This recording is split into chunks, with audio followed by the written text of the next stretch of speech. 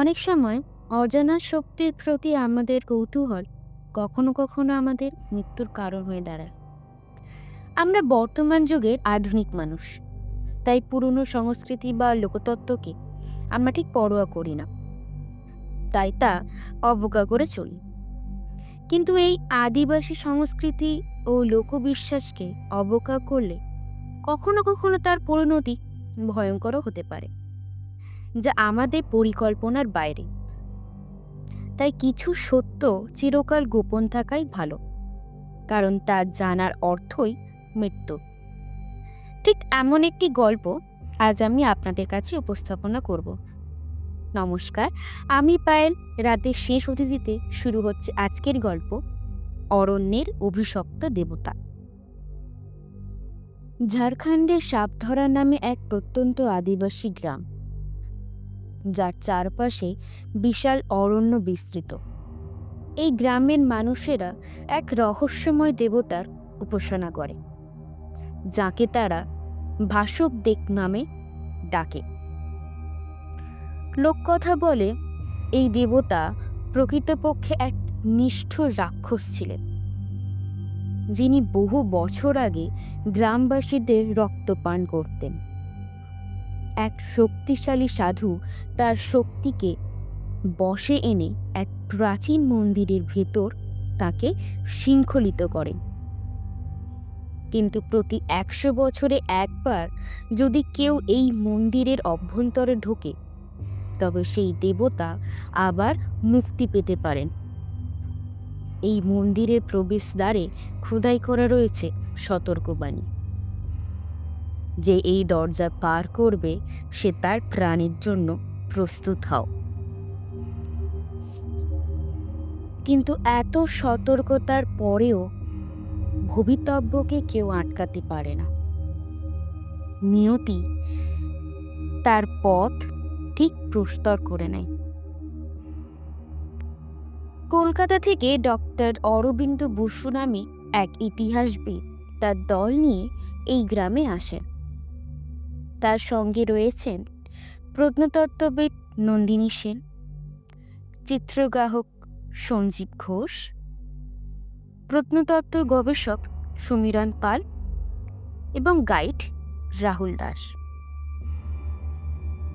তারা আদিবাসী সংস্কৃতি ও মন্দিরের ইতিহাস নিয়ে গবেষণা করতে চান, কিন্তু গ্রামবাসীরা তাদের মন্দিরের কাছে যেতে নিষেধ করে। গ্রামের প্রধান মাঙ্গাবুড়ো বলেন, ওই যে মন্দিরে যাবে সে আর বেঁচে ফিরবে না। কিন্তু গবেষকেরা এইগুলো কুসংস্কার ভেবে মন্দিরে যাওয়ার সিদ্ধান্ত নেন। রাতে তারা মন্দিরের কাছে পৌঁছায়। মন্দিরটি অন্ধকারের মধ্যে যেন এক বিশাল দৈত্যের মতন দাঁড়িয়ে আছে।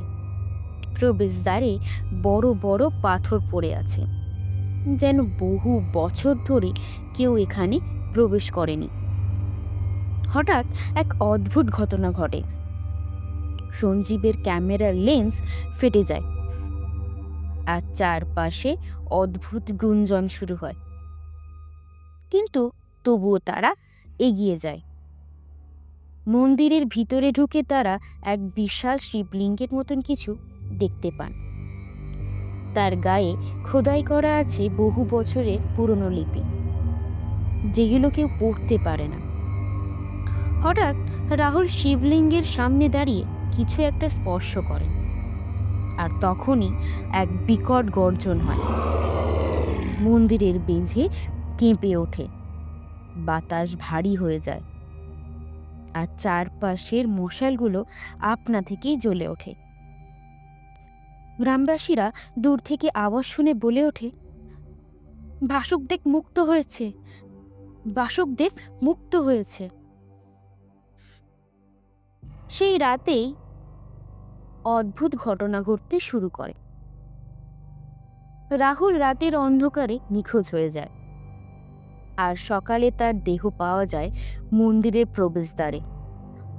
চোখ দুটো শরীর থেকে আলাদা। সমীরণ ঘুরের মধ্যে কাঁপতে কাঁপতে বলে, আ- আমাকে আমাকে যেতে দাও, ভাসুকদেব আমাকে ডাকছে, আমাকে যেতে দাও।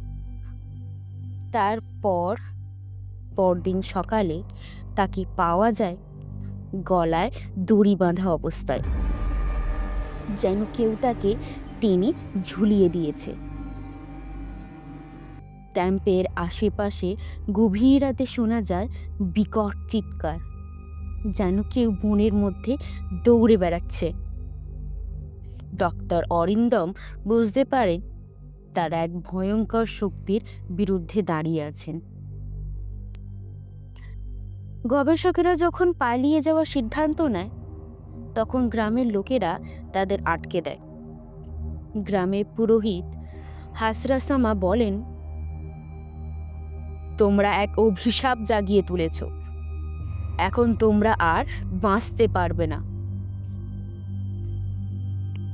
তারা জানান ভাসুকদেবের ক্রোধ থেকে বাঁচার একমাত্র উপায় হলো রক্ত বলি, কিন্তু বলি দিতে হবে সেই ব্যক্তিকেই যে অভিশাপ জাগিয়েছে। অরিন্দম বুঝতে পারেন যদি তিনি নিজের জীবন উৎসর্গ না করেন তবে গ্রামের সবাই ধ্বংস হয়ে যাবে। গ্রামবাসীরা তাকে মন্দিরের সামনে নিয়ে যান এবং এক বিশেষ আচার শুরু করে। অরিন্দম চোখ বন্ধ করে মন্ত্রোচ্চারণ শুনতে পান। ওম নমঃ শিবায়, ওম নমঃ রক্তদায়। এরপর তার শরীর ক্রমশ নিশ্চেত হয়ে যায়, আর তিনি এক প্রকার নিস্তব্ধ হয়ে পড়েন। ঠিক সেই মুহূর্তে মন্দির আবার কেঁপে ওঠে, বাতাসের শব্দ বন্ধ হয়ে যায়, আর সব কিছু স্বাভাবিক হয়ে যায়। ভাসুকদেব আবার ঘুমিয়ে পড়েন।